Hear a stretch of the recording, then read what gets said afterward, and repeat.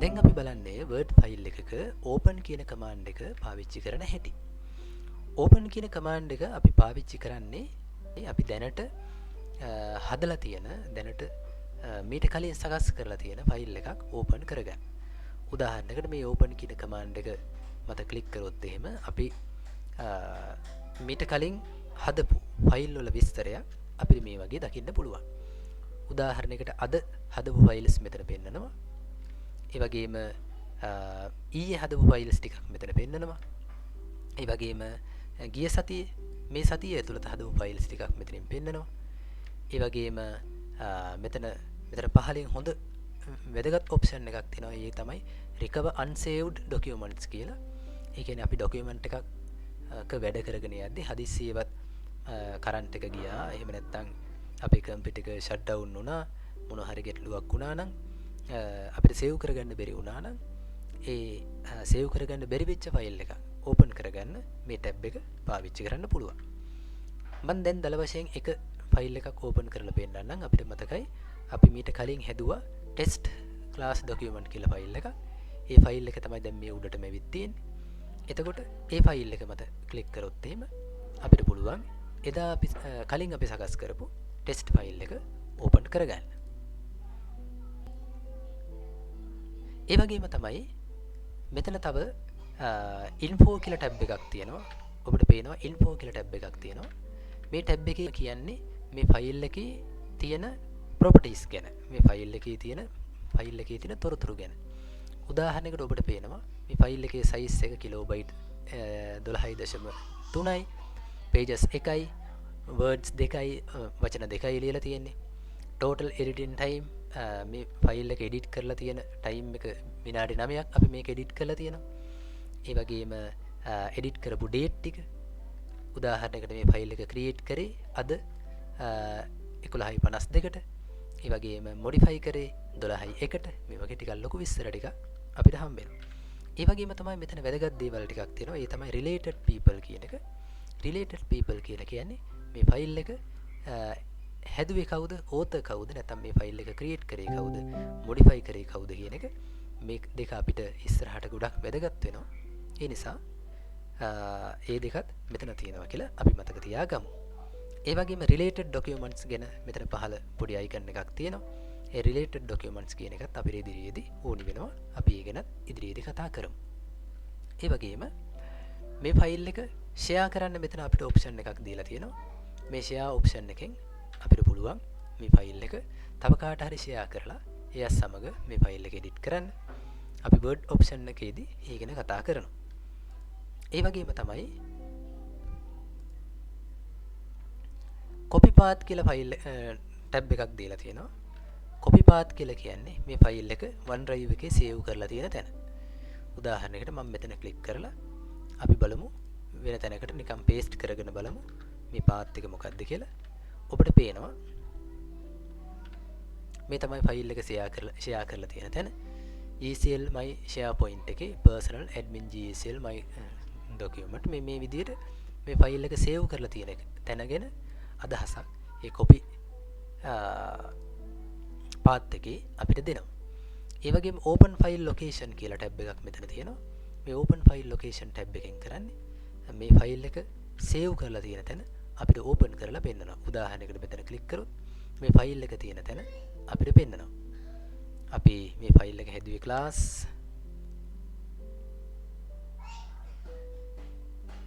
අපි ආපහු click කරමු. test class කියලා අපි මේ ෆයිල් එක හැදුවේ. අපි බලමු මෙතන පහළ ඇති ෆයිල් එක. test class document මේ තියෙන අපේ ෆයිල් එක. ෆයිල් එක තියෙන්නේ එතකොට OneDrive Global English and Computer Literacy Testing Organization /doc කියන ෆයිල් එකේ තමයි මේ ෆයිල් ලොකේෂන් එක තියෙන්නේ. ඒ වගේම මෙතන protected document කියලා ටැබ් එකක් තියෙනවා. මේ protected document කියන ටැබ් එකේදී අපිට මේ document එකට දාලා privacy එහෙම නැත්නම් මේ document එකේ ආරක්ෂාව ගැන තොරතුරු හදන්න පුළුවන්. always open read only කියලා දුන්නොත් එහෙනම් මේක read only mode එකේ තමයි open වෙන්නේ. එතකොට කියවන්න විතරයි පුළුවන්. වෙනස් කරන්න බෑ. ඒ වගේම encrypt password කියලා කියන්නේ දැන් අපි දන්නවා password එකක් type කරද්දී අපි පාස්වර්ඩ් එකක් ටයිප් කරද්දී පාස්වර්ඩ් එක 1 2 3 4 5 ආදී වශයෙන් වැටෙනවා. මේක එන්ක්‍රිප්ට් කරනවා කියලා කියන්නේ පරිගණක භාෂාවට මේක හරවනවා. එතකොට පරිගණකයට පමණක් තේරෙන පුංචි පුංචි සංකේත බවට අපේ පාස්වර්ඩ් එක වෙනස් වෙනවා. එහෙම වෙනස් වුණාම කාටවත් ඒ පාස්වර්ඩ් එක දැකලා මේ පාස්වර්ඩ් එක ටයිප් කරලා තියෙන මේකයි කියලා කියන්න අමාරුයි. ඒ නිසා එන්ක්‍රිප්ට් පාස්වර්ඩ් කියන එක අපේ ආරක්ෂාව සම්බන්ධයෙන් ඉතාම හොඳයි. ඒ වගේම රෙස්ට්‍රික්ට් එඩිටිං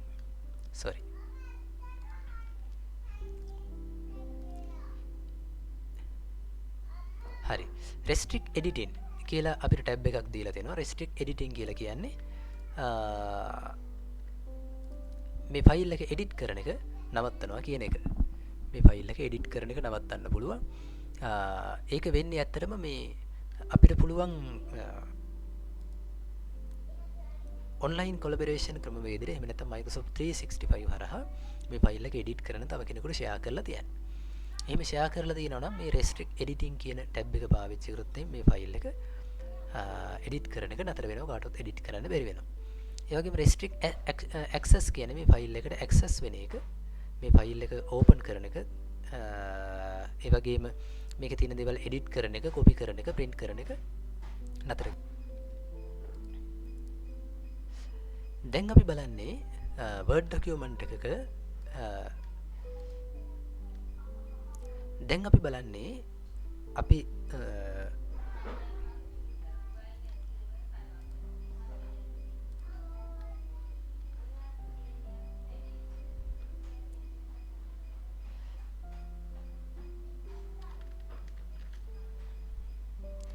දැන් අපි බලන්නේ Word ෆයිල් එකක open කියන command එක පාවිච්චි කරන හැටි. open කියන command එක අපි පාවිච්චි කරන්නේ open කියන command එක අපි පාවිච්චි කරන්නේ අපි දැනට හදලා තියෙන දැනට මීට කලින් සකස් කරලා තියෙන ෆයිල් එකක් open කරගන්න. උදාහරණයකට මේ open කියන command එක මත ක්ලික් කරොත් එහෙම අපි මීට කලින් හදපු ෆයිල් වල විස්තරයක් අපිට මේ වගේ දකින්න පුළුවන්. උදාහරණයකට අද හදපු ෆයිල්ස් මෙතන පෙන්නනවා. ඒ වගේම ඊයේ හදපු ෆයිල්ස් ටිකක් මෙතන පෙන්නනවා. ඒ වගේම ගිය සතියේ මේ සතිය ඇතුළත හදපු ෆයිල්ස් ටිකක් මෙතනින් පෙන්නනවා.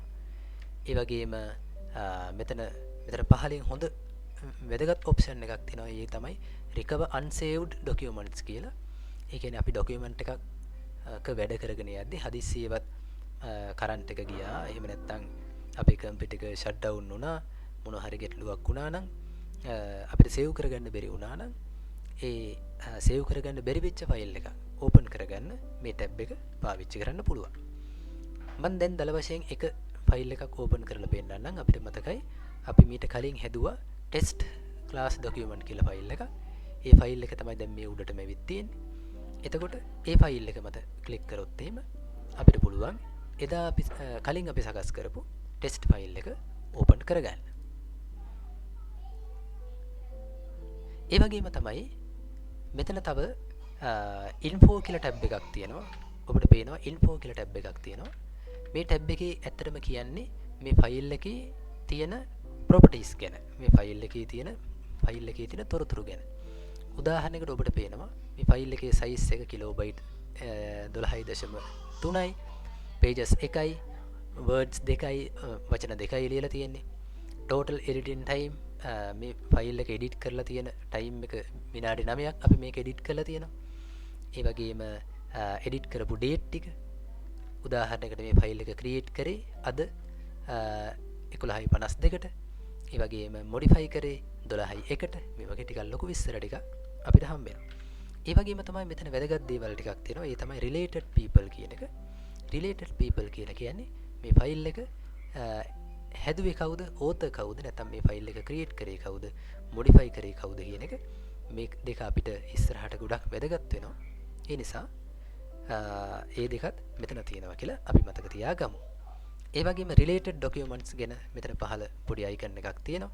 ඒ related documents කියන එකත් අපිට ඉදිරියේදී ඕනි වෙනවා. අපි ඒ ගැන ඉදිරියේදී කතා කරමු. ඒ වගේම මේ ෆයිල් එක share කරන්න මෙතන අපිට option එකක් දීලා තියෙනවා. මේ share option එකෙන් අපිට පුළුවන් මේ ෆයිල් එක තව කාට හරි share කරලා එයත් සමග මේ ෆයිල් එක edit කරන්න. අපි වර්ඩ් ඔප්ෂන් එකේදී ඒ ගැන කතා කරනවා. ඒ වගේම තමයි කොපි පාත් කියලා ෆයිල් ටැබ් එකක් දීලා තියෙනවා. කොපි පාත් කියලා කියන්නේ මේ ෆයිල් එක OneDrive එකේ සේව් කරලා තියෙන තැන. උදාහරණයකට මම මෙතන ක්ලික් කරලා අපි බලමු වෙන තැනකට නිකන් පේස්ට් කරගෙන බලමු මේ පාත් එක මොකක්ද කියලා. ඔබට පේනවා මේ තමයි ෆයිල් එක ෂෙයා කරලා තියෙන තැන. ECL my SharePoint එකේ personal admin GCL my document මේ විදිහට මේ ෆයිල් එක සේව් කරලා තියෙන තැන ගැන අදහසක් ඒ කොපි පාත් එකේ අපිට දෙනවා. ඒ වගේම open file location කියලා ටැබ් එකක් මෙතන තියෙනවා. මේ open file location ටැබ් එකෙන් කරන්නේ මේ ෆයිල් එක සේව් කරලා තියෙන තැන අපිට ඕපන් කරලා පෙන්නනවා. උදාහරණයකට මෙතන ක්ලික් කරොත් මේ ෆයිල් එක තියෙන තැන අපිට පෙන්නනවා. අපි මේ ෆයිල් එක හැදුවේ ක්ලාස්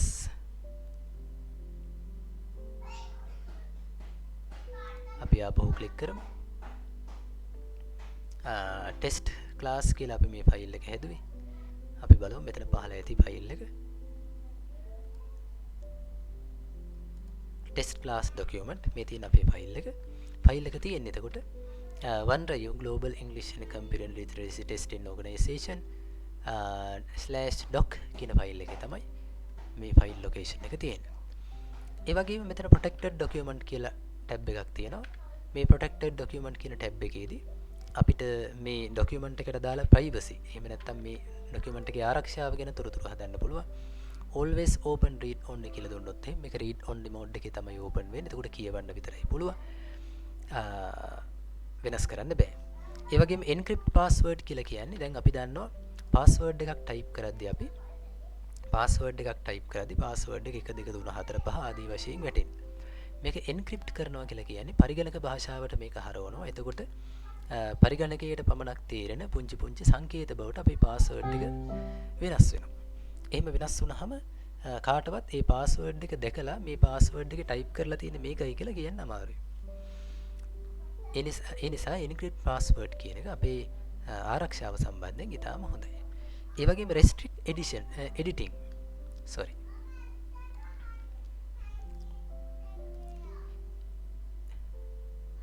හරි restrict editing කියලා අපිට ටැබ් එකක් දීලා තියෙනවා. restrict editing කියලා කියන්නේ මේ ෆයිල් එක එඩිට් කරන එක නවත්තනවා කියන එක. මේ ෆයිල් එක එඩිට් කරන එක නවත්තන්න පුළුවන්. ඒක වෙන්නේ ඇත්තටම මේ අපිට පුළුවන් online collaboration ක්‍රමවේදයට එහෙම නැත්නම් Microsoft 365 හරහා මේ ෆයිල් එක එඩිට් කරන තව කෙනෙකුට ෂෙයා කරලා තියන්න. එහෙම ෂෙයා කරලා තියෙනවා නම් මේ restrict editing කියන ටැබ් එක පාවිච්චි කරොත් මේ ෆයිල් එක එඩිට් කරන එක නතර වෙනවා. කාටවත් එඩිට් කරන්න බැරි වෙනවා. ඒ වගේම restrict access කියන්නේ මේ ෆයිල් එකට access වෙන එක, මේ ෆයිල් එක ඕපන් කරන එක, ඒ වගේම මේකේ තියෙන දේවල් එඩිට් කරන එක, කොපි කරන එක, print කරන එක නතර කරන්න පුළුවන්. digital signature කියන කොටසෙන් වෙන්නේ ඇත්තටම අපි හදලා තියෙන document එකකට signature එකක් දාන එක, අස්සනක් දාන එක, ඒ වගේ සංකල්පයක් තමයි මෙතන තියෙන්නේ. හැබැයි මේක ටිකක් සංකීර්ණ කතාවක්. අපි උදාහරණයක් විදිහට ගමු. යම්කිසි කටයුත්තක් ඉවරුණාට පස්සේ තරංගකින් දිනුවා හෝ යම්කිසි කටයුත්තක් නිවැරදිව කරලා ඉවරුණාට පස්සේ අපි ඒකට සහතිකයක් දෙනවා. සහතිකයට signature එකක් දානවා. ඒ වගේ මේ manual signature වගේම online යම්කිසි දෙයක් තහවුරු කරන්න document එක හදලා ඉවරයි. එහෙම නැත්නම් document එක නිවැරදි විදිහට හදාගෙන යනවා. ඒ වගේ දෙයක් තහවුරු කරන්න අපි digital signature දාන ක්‍රමයක් තියෙනවා. මේ ගැන අපිට තේරුම් ගන්න තියෙන ලේසිම තැන තමයි ඔබ අහලා තියෙන SSL certificate ගැන. SSL certificate එකක් කියලා කියන්නේ යම්කිසි වෙබ් අඩවියකට තව කෙනෙක් අනවසරයෙන් ඇතුළත් වීම වැළැක්වීම සඳහා යම්කිසි ආයතනයක් ඒ ආරක්ෂාව බාර අරගෙන මේ වෙබ් අඩවියට කාටවත් ඇතුළු විය නොහැකි කියලා ඒගොල්ලෝ සහතිකයක් දෙනවා. ඒක ඩිජිටල් සර්ටිෆිකේට් එකක්.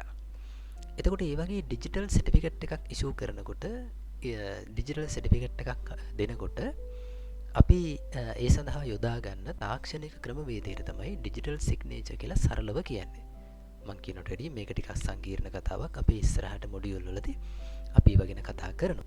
Word document එකක් ගත්තාම යම්කිසි Word document එකක් තියෙනවා නම් අපි උදාහරණයකට හිතමු හදලා ඉවරයි හෝ එය නිවැරදි පිළිවෙලට සකස් කරමින් පවතිනවා හෝ විශේෂයෙන් හදලා ඉවරයි කියන සංකල්පෙට තමයි මේක ගොඩක්ම අදාළ වෙන්නේ.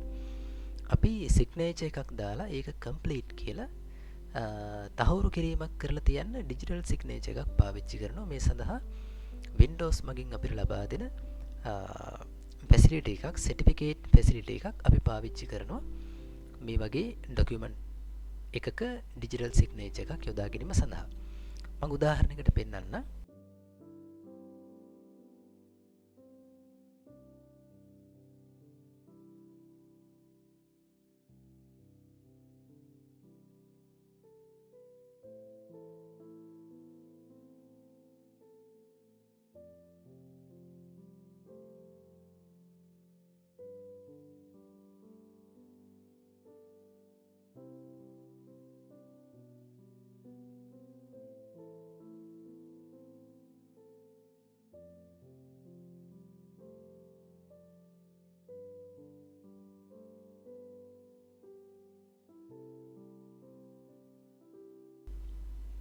උදාහරණයකට මේ ඩොකියුමන්ට් එකට අපි ඩිජිටල් සිග්නේචර් කියන තැනින් ගියොත් එහෙම අපිට පේනවා මෙන්න මේ වගේ ඩයලොග් බොක්ස් එකක් අපිට ඕපන් වෙනවා.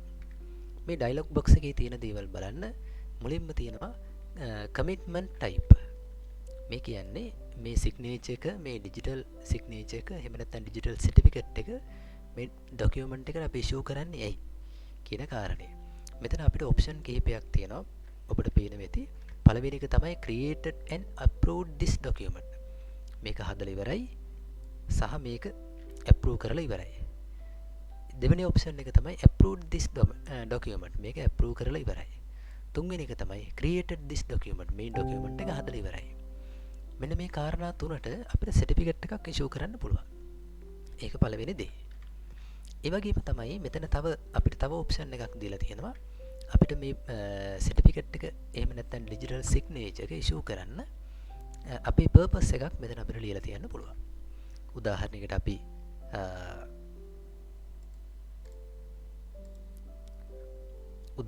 අපි කමිට්මන්ට් ටයිප් එක created and approved this document කියන එක දීලා ඒ වගේම purpose for this signing this document කියන එකට අපි දෙමු document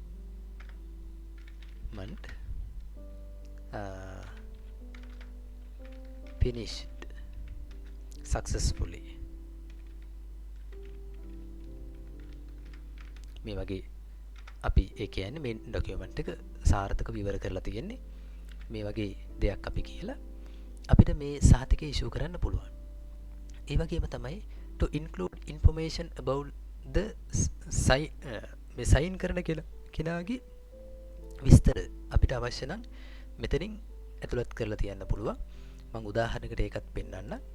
details කියන තැන ක්ලික් කරාම අපිට මෙතන ඔප්ෂන් ටිකක් තියෙනවා. කවුද සයින් කරන්නේ, කවුද මේ ඔතොරිටි එක ගන්නෙ කියලා විස්තර ටිකක් දාන්න. එතකොට සයින් කරන කෙනාගේ පාර්ට් එක මොකද්ද, රෝල් එක මොකද්ද, එයාගේ ඇඩ්‍රස් එක, සිටි එක, ඒ වගේ විස්තර ටිකක් අපිට දාලා මේක ඕකේ කරලා තියන්න පුළුවන්. ඉතින් මේ ඩිජිටල් සිග්නේචර් එකක් දානවා නම් මේ ටික කම්ප්ලීට් කරලා තියෙන එක වටිනවා. ඒ වගේම තමයි තව අවසන් වශයෙන් ඔබට පේන විදිහට මෙතන පහලින් පොඩි දෙයක් මෙන්න මේ ටික ඉතාම වැදගත්. sign in as කියලා අපිට පොඩි ලයින් එකක් තියෙනවා. පොඩි කමාන්ඩ් ලයින් එකක් වගේ එකක්. අපි මේකට කියන්නේ සර්ටිෆිකේට් එකේ ID එක කියලා. සර්ටිෆිකේට් ID එක. මේක තමයි ඇත්තටම සිග්නේචර් එක කියලා කියන්නේ. සිග්නේචර් එකේ කීවර්ඩ් එක. සිග්නේචර් එක හඳුනා ගන්න කෝඩ් එක තමයි මේ තියෙන්නේ. ඒ වගේම දෙවෙනියට තියෙනවා issued by. කවුද මේ සර්ටිෆිකේට් එක ඉෂුව කරන්නේ? MS Organization Access. බොහෝ දුරට මේ වගේ සර්ටිෆිකේට් එකක් ඉෂුව කරන්න ඩේටාබේස් එකක් තියෙන්න ඕනේ. Microsoft Access වලට සම්බන්ධ වෙලා හෝ වෙනත් යම්කිසි data collection ක්‍රමවේදයක් පාවිච්චි කරලා අපිට සර්ටිෆිකේට් එකක් ඉෂුව කරන්න පුළුවන්. ඉතින් නොමිලේ ගන්න දේවල් වගේම ගෙවලා ගන්න සර්ටිෆිකේෂන් සිස්ටම් ගොඩක් තියෙනවා. ඒව ගැන අපි ඉදිරියේ කතා කරමු.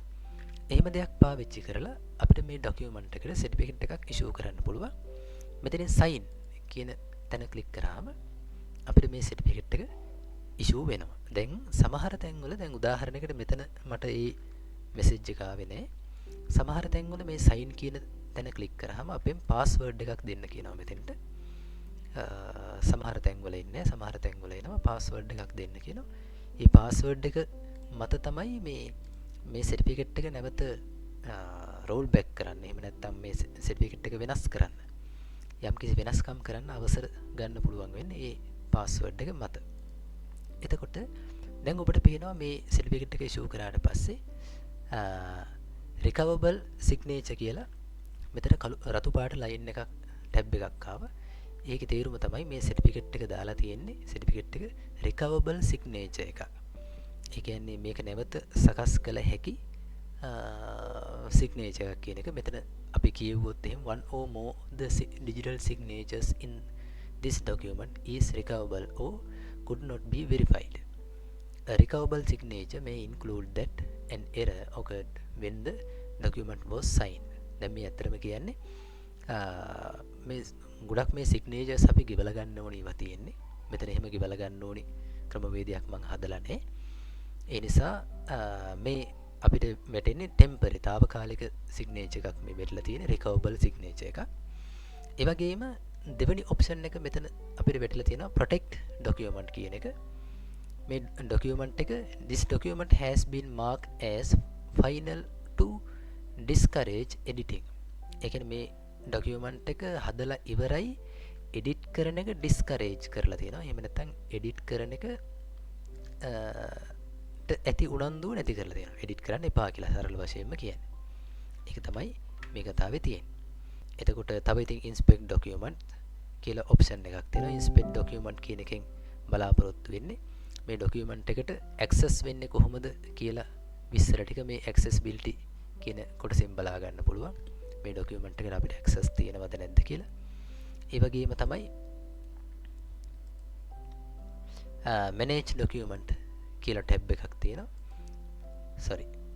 check compatibility කියලා option එකක් තියෙනවා. මේ option එකෙන් අපිට බලා ගන්න පුළුවන් මේ document එක compatible එහෙම නැත්නම් වැඩ කරන්න පුළුවන් කවුරුත් එක්කද කියලා word 97 සිට word 2010 සහ ඊට අදාළ සියලුම දේවල් එක්ක සියලුම applications එක්ක මේ document එක වැඩ කරන්න පුළුවන්.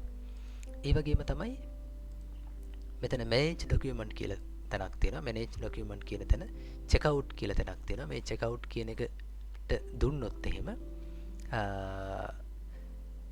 මම ඔබට දීලා පෙන්නන්න.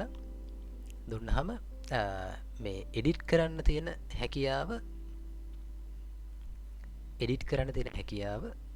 తాවකාලිකව ඉවත් වීමක් වෙන්නේ. ආපහු check in වෙන්න වෙනවා. මේ document එක edit කරන්න ඉදිරියට යන්න. එතකොට මේක ටිකක් සංකීර්ණ ක්‍රියාවලියක්. මම මේ ආරම්භක පියවර විදිහට ඔබට ටිකක් පහසුවෙන් තේරුම් ගන්න පුළුවන් වෙන්න මම මේ විස්තර කරන්නේ.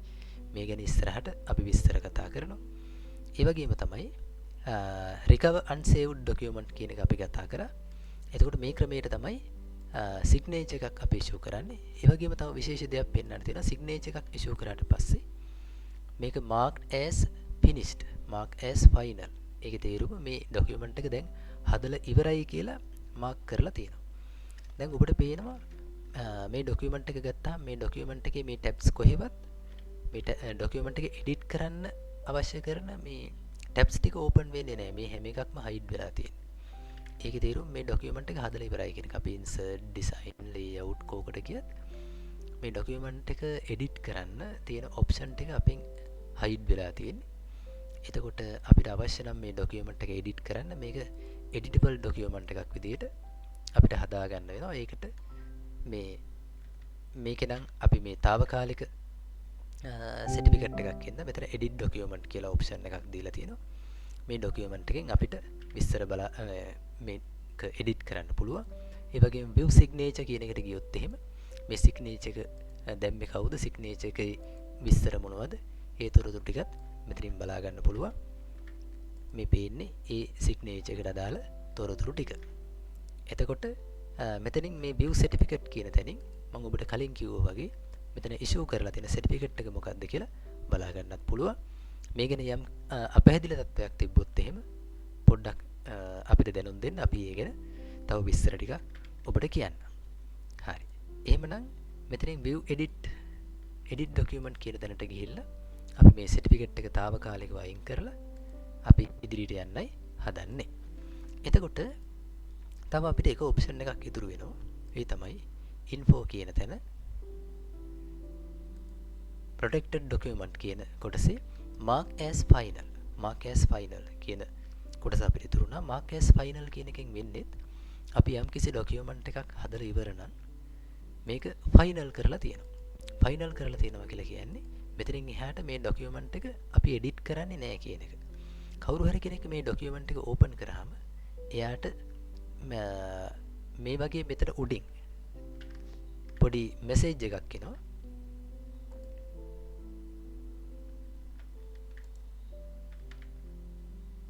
ඔබට පේනවා ඇති මෙතන උඩින් message එකක් තියෙනවා marked as final කියලා. ඒ කියන්නේ මේ document එක කවුරු හරි open කරොත් එහෙම එයාට අදහසක් තියෙනවා මේ document එක final කරලා තියෙන්නේ. ආපහු මේ ගැන කතා කරන්න අවශ්‍ය නැහැ. ඕකේ තව එතන තව විශේෂ දෙයක් තියෙනවා. ඒ තමයි ඔබ දන්නවා යම්කිසි document එකක් හදනකොට ඒකට සමහර වෙලාවට අපිට approvals අවශ්‍ය වෙනවා. approvals අවශ්‍ය වෙනවා කියලා කියන්නේ යම්කිසි document එකක් හදද්දි පාවිච්චි කරද්දි ඉහළ නිලධාරියෙක්ගෙන් අපිට සහතික කිරීමක් approval එකක් අවශ්‍ය වෙනවා මේ document එක නිවැරදිව පාවිච්චි කරන්න. එතකොට mark as final කියන මේ අදහසින් බලාපොරොත්තු වෙන්නේ ඒ වගේ ඉහළ මට්ටමකින් මේක approve කරලා සෝදුපත් බලලා වැරදි නිවැරදි කරලා හැමදේම කරලා හදලා ඉවරයි කියන එක. එතකොට දැන් මේ වගේ document එකක් අපි හිතමු එක නිලධාරියෙක්ගෙන් තව නිලධාරියෙකුට යනකොට ඔහුට අදහසක් තියෙනවා මේ document එක කවුරු හරි බලලා වැරදි නිවැරදි කරලා සියලු දේ හදලා තියෙන්නේ. ඒ නිසා තවත් මේ ගැන බලන්න දෙයක් නැහැ. මේක අපිට ඉස්සරහට forward කරලා ගැටලුවක් නැතුව වැඩ කරගෙන යන්න පුළුවන් කියන එක තමයි මේ mark as final කියන එකෙන් බලාපොරොත්තු වෙන්නේ. එතකොට word document එකක් සම්බන්ධයෙන් තියෙන info කොටසේ තියෙන protect document කියන කොටසේ ඒ ටික තමයි අපිට ඉගෙන ගන්න තියෙන්නේ.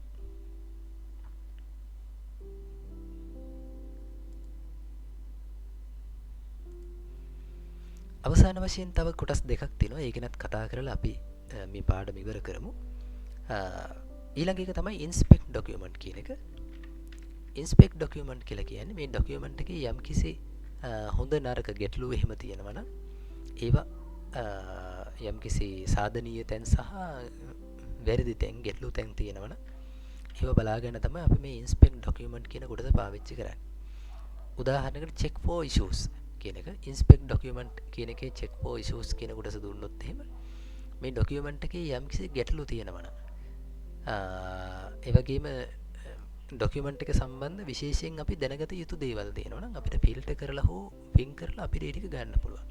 උදාහරණයකට විදිහට comments, document properties, task pane මේ වගේ අපිට ගොඩක් details ටිකක් මෙතනින් ගන්න පුළුවන්. මම උදාහරණයකට මේ document එකේ මේ ටික අයින් කරලා comments ටික විතරක් බැලුවොත් එහෙම හරි. comments කියන එක ඉදිරි කරලා මම inspect කියලා ගියොත් එහෙම මෙතන මට වැටෙනවා no comments කියලා. ඒ කියන්නේ මේ document එකට කවුරුවත් comments දීලා නැහැ. comments එන්නේ කොහොමද කියලා අපි ඉස්සරහට කතා කරමු. document එකක් share කරගෙන වැඩ කරද්දී ඉහළ මට්ටමේ නිලධාරීන්ගෙන් හෝ ඉහළ මට්ටමේ කෙනෙක්ගෙන් අපේ document වලට comments එනවා. හෝ අපි කාගෙන් හරි comment එකක් බලාපොරොත්තු වෙන share කරන අයගෙන් comments එනවා. අපි ඒ ගැන ඉදිරියේදී කතා කරමු. ඒ වගේම තමයි info කොටසේ inspect document කියන කොටසේ ඊළඟ එක check accessibility. check accessibility කියලා කියන්නේ මේ document එකට access කරන්න පුළුවන් devices applications මොනවද කියන එක බලා ගන්න එක තමයි check accessibility කියලා. මෙතන අපිට message එකක් තියෙනවා no accessibility issues found. ඒ කියන්නේ මේ document එකට access වෙන්න කාටවත් ගැටලුවක් තියෙනවා කියලා පේන්නේ. ඒ නිසා මේ document එක ගැටලුවක් නැති බව තමයි මෙතනින් කියන්නේ. ඒ වගේම තමයි check compatibility. ඒ කියන්නේ මේ document එක මේ හරියටම පාවිච්චි කරන්න පුළුවන් කාටද? check compatibility කියන එක. එතකොට මෙතන ගත්තොත් එහෙම මේ ඩොකියුමන්ට් එකේ MS90 Word 97 සිට ඉදිරියට තියෙන සියලු version වල ගැටලුවක් නැතුව පාවිච්චි කරන්න පුළුවන් කියන එක තමයි මේ කියන්නේ. ඇත්තටම මේ දැන් මෙතන මේ තියෙන විස්තර වල හැටියට මේ ඩොකියුමන්ට් එක අපි සාමාන්‍ය ඩොකියුමන්ට් එකක් 97 ඩොකියුමන්ට් එකක් විදිහට සේව් කරනකොට Word 97 2003 Word 2007 Word 2010 කියන මේ සියලු version වල ගැටලුවක් නැතුව පාවිච්චි කරන්න පුළුවන් කියලා තමයි මේ කියන්නේ. හරි. එතකොට Word document එක file info සහ ඊට අදාළ තොරතුරු මෙතනින් අවසන් වෙනවා. අපි ඉදිරි පාඩමකින් හමු වෙමු. ඉතින් හැම දිනකටම සුබ දවසක්.